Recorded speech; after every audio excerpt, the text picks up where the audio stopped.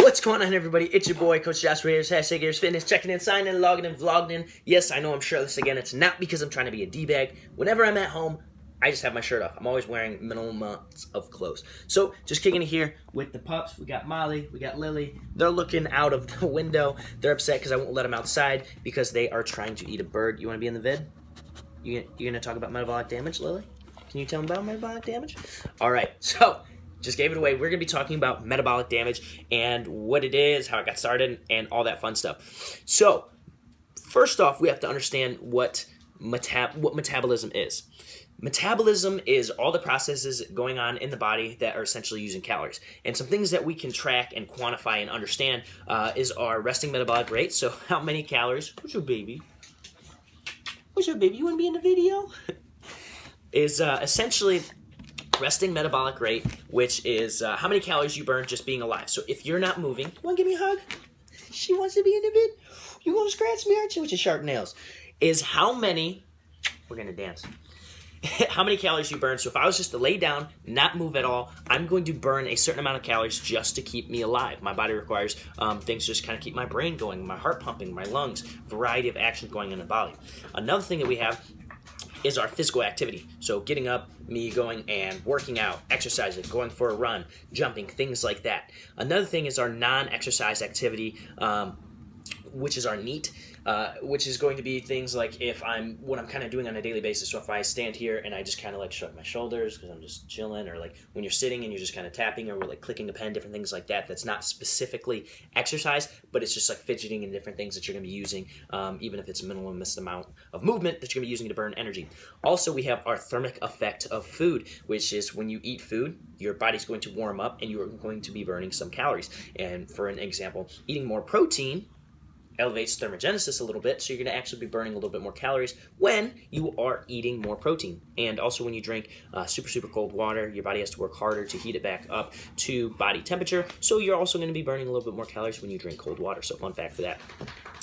So those are some of the processes going on that will kind of make up our metabolism. And so metabolic damage. So what happened was a lot of people were dieting and found out that their body would kind of stop. So like if somebody's they're eating like 3,000 calories a day, they'd cut it down to 1,500, they'd lose a bunch of weight really quick, and then it would kind of level off and stop. And they're like, okay, well, I'm going to continue to do more cardio and decrease my calories, and their weight didn't really shift. What's going on? Now, is the metabolism like a bone where you can just snap and then it's broke, it stops working? Sorry, the dogs are deciding to fight. Biting our face. So, no, the metabolism is not like a bone. You can't just do that and it's broken. That's not the way that our metabolism works. So, metabolic damage is probably not the right phrasing to use in this situation. So what we have to think about is the body is an adaptation machine. It is an absolute machine. Our bodies are smarter than our minds, okay? So to think about it this way, our bodies, we're not meant to be lean. We're not meant to have a six-pack, striations, be super vascular because of low body fat. We're not meant to be like that. Reason being is because fat is good for our body for hormonal reasons, for cushioning for our joints, to keep us warm. There's a variety of reasons why fat is good on our body, and our body wants to hold a certain amount. We're not meant to be stepping on stage. Your body doesn't know, hey, I'm stepping on stage, I need to be lean, I need to lose all this fat. Our body doesn't know that. It doesn't care because it's smart enough and it wants to adapt. It just wants to be as efficient as possible, and having fat on us is going to make us more efficient from an energy standpoint and just kind of like being overall healthy. With a degree, obviously you don't want to have too much fat on your body. So with that being said, metabolic adaptation would be a better phrase to use instead of metabolic damage. So now it becomes a little bit more, what do we do in that scenario? Because our body's adapted. And just to make a couple more points so you kind of understand what I mean when I say the adaptation. So if you take somebody who doesn't have any injuries, who's an athlete, let's say they kind of just do football, they do track, they do wrestling, something like that. and then we want them to just start running like a marathon. And obviously, we progress this over time. We don't just make them run 10 miles a day. We kind of slowly work it up over time, make sure they're getting proper rest, ice, different things like that. What's going to happen? They're going to be working a lot more type 1 fibers. They're going to be burning a ton of calories, which is going to be very hard to match it in, which is why you see a lot of... dogs are getting aggressive, which is why you see a lot of really, really thin cross-country runners or distance runners. Lily's getting back in the video. Go by your sister, not me. Because it's hard to match the calories that you are putting out. And also just because the body is becoming efficient and the body... Oh, you're going to scratch my back, girl. The body's adapting. Here, go chase the laser. Let's do this. Yeah, there we go. See, that gets them away. If you have dogs, a cat, and they're not blind, get them one of these guys. A laser. They love it. They just chase it everywhere. So, losing the thought of focus.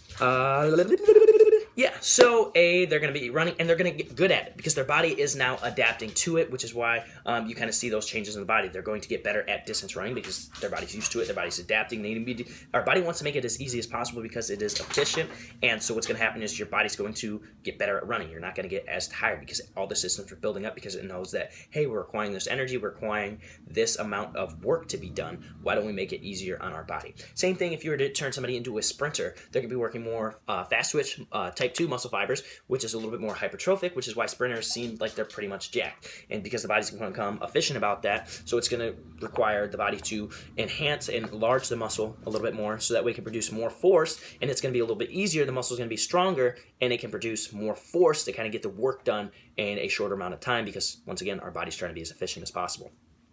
So with that being said, understanding the metabolism from that standpoint, it's adaptation. So what happens when people think that it's broken because they did all this stuff, they're doing more cardio, and they're eating super low calories, and they're not able to lose any more weight?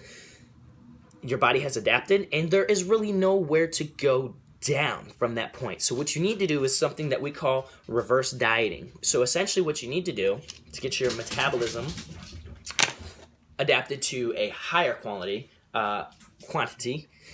is you need to kind of reverse the way that you did to kind of lose that weight. And it might kind of sound counterintuitive, but doing a reverse diet, you can actually lose weight while increasing calories and decreasing cardio steadily. So what I would say is if you crash dieted and you are down to, let's say, 1,500 calories and you're doing cardio 7 days a week and you're not losing any weight, what you need to do is bump those calories up maybe 100 to 200 calories a week. Don't make it super aggressive. Don't try to jump straight up, because if you try to jump straight up, your body's going to adapt and you are going to put on a lot of fat because your body is stored, primed for fat storage because it's in such a deficit. It's not getting what it needs. Your body's going to just suck in all those calories and hold it for fat, which is not what we want to do. So what you want to do is you want to slowly work your way out of that deficit. So if you're at 1,500, bump it up to 1,600 the next week. Maybe stay there for a week or two. Bump it up to 1,700, then 1,800, 1,900. If you want to be a little bit more aggressive with it, you can. However, the slower you do it over time, the less risk you're going to have for putting on more body fat. So that's going to be my recommendation in that scenario, which is a lot of scenarios because a lot of people say that they have slow metabolisms or their metabolism messed up. It's not. It's an adaptation. That is all that's going on. Thank you guys so much for watching this video. If you guys have any more questions about metabolic adaptation or anything else, if you guys want to see videos covering whatever topic, go ahead, drop a comment down below, shoot me a DM. Hit me up on the website. Let me know what you guys want to see, and I will make a video for it. I believe this is going to be my first IG TV video, whatever they call it. So, yeah, I'll see you guys next time. Girls, you want to say anything? No? You think I still have a laser pointing it around? Alrighty. We'll see you next time. #Gary'sFitness. Boom. Out.